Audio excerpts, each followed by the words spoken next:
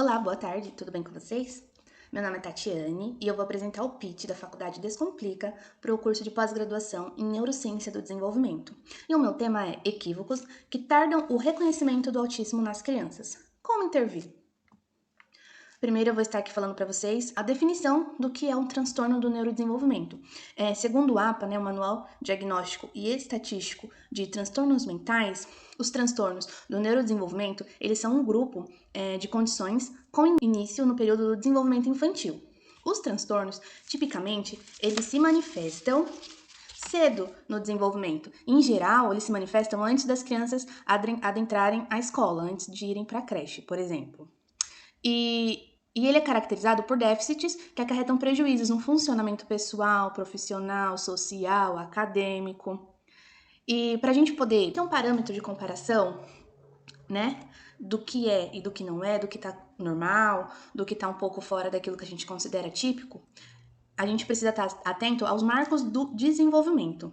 Os pais geralmente são os primeiros a notar os primeiros sinais de autismo. Você provavelmente já percebeu que o seu filho estava se desenvolvendo de forma diferente das outras crianças da mesma idade. Então é uma comparação, tá? Das crianças da mesma idade, daquilo que elas são capazes de realizar, tanto fisicamente, cognitivamente, tá bom?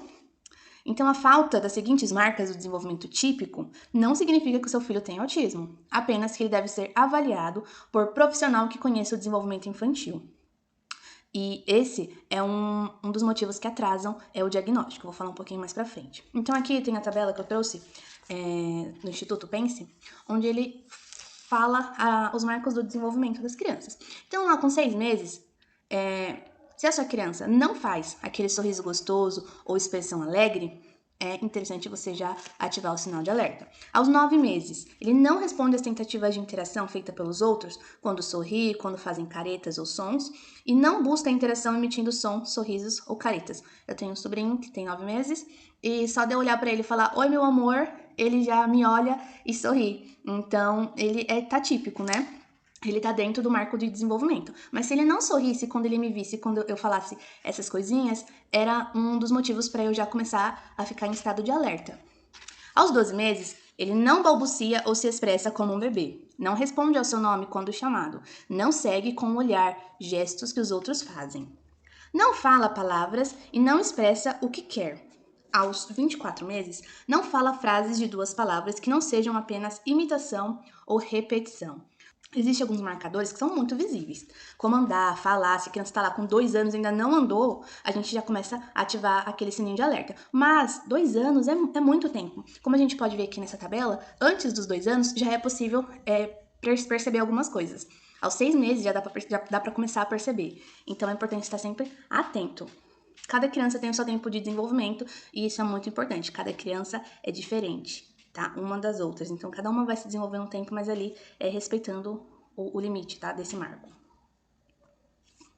Agora eu vou falar sobre os equívocos que atrasam o diagnóstico do transtorno do espectro autista, tá bom? Então vamos lá. Um dos primeiros equívocos que acontece é apegar-se apenas ao fator andar e falar. Como eu disse, andar e falar são marcos do desenvolvimento que a gente consegue ver muito bem. Se a criança não tá balbuciando ali com 1 ano, a gente já começa a ficar em estado de alerta.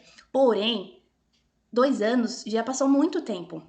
Então a gente precisa estar atento para não ficar caindo nessa história de que apenas quando a criança não anda, não fala. Tem que ficar atento aos marcos do desenvolvimento. Aos 6 meses de idade já dá para perceber alguma coisa, tá bom? Tempo. A gente não deve ficar preso também na questão do tempo. Pois, como já disse, desde pequenininho, desde bebê, já é possível perceber alguns sinais do autismo.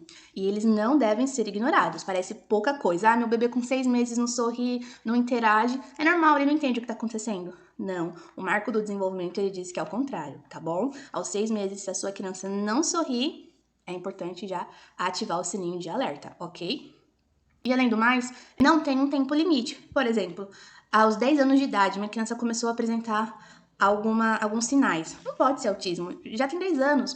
Ao contrário, às vezes pode se manifestar tarde, tá bom? 10 anos de idade. Até a adolescência, na verdade, o autismo ele pode aparecer. Então, é preciso estar atento, que não existe questão de tempo. Desde bebê dá para começar a perceber. E se a criança está ali se desenvolvendo corretamente de acordo com o marco, 12 anos a criança apresentou alguma coisa, procura um especialista. Agora, mais comum, a rejeição dos pais. Isso atrasa muito o diagnóstico. E é muito complicado isso, né? Ainda mais nós, eu sou professora, e a gente percebe muito. Os pais, eles negam a condição da criança, eles rejeitam essa ideia. E demoram muito a procurar uma orientação clínica, né? Para poder dar início ao tratamento. Isso acaba atrapalhando muito.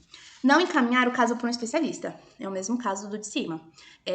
Às vezes, a gente atrasa, né, por não procurar um profissional competente, porque o diagnóstico, ele acontece não, vou levar meu filho lá e ele vai falar que meu filho tem autismo, não é assim, é após a criança passar por uma equipe multidisciplinar, cada profissional vai avaliar um ponto e vai acompanhar a criança, né, ao longo de um período, para poder entender se aquilo é realmente autismo ou não, porque também o autismo, ele pode estar condicionado a outros transtornos também, né? Então precisa estar muito atento. E essa equipe multidisciplinar acompanha a criança depois do laudo, né? Para poder também assegurar a inclusão desses alunos, dessas crianças no âmbito escolar. E por fim, como solucionar estes problemas? Eu trago aqui algumas ideias, né, baseados na minha convivência, na minha experiência, tá bom? Então aqui, uma intervenção precoce.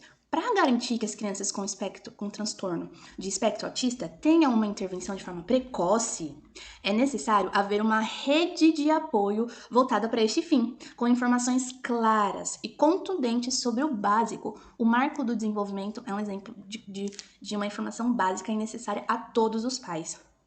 Além de um acompanhamento psicológico, que é onde a gente entra lá naquele slide anterior, na rejeição dos pais. Esses pais precisam de ajuda, eles precisam de um acompanhamento psicológico, com parceria pública, do SUS, por exemplo, né? Onde a família será amparada psicologicamente, porém, a minha ideia é que ela seja acompanhada também judicialmente, porque as crianças que têm transtornos, elas têm direitos.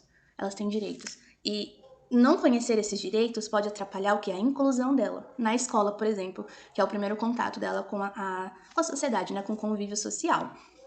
As crianças são seres de direito e conhecer esses direitos é um caminho para poder efetivar, né?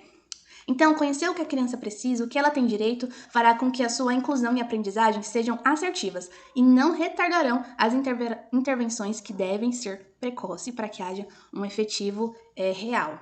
Então, é isso. Eu agradeço aqui a minha bibliografia. Muito obrigada.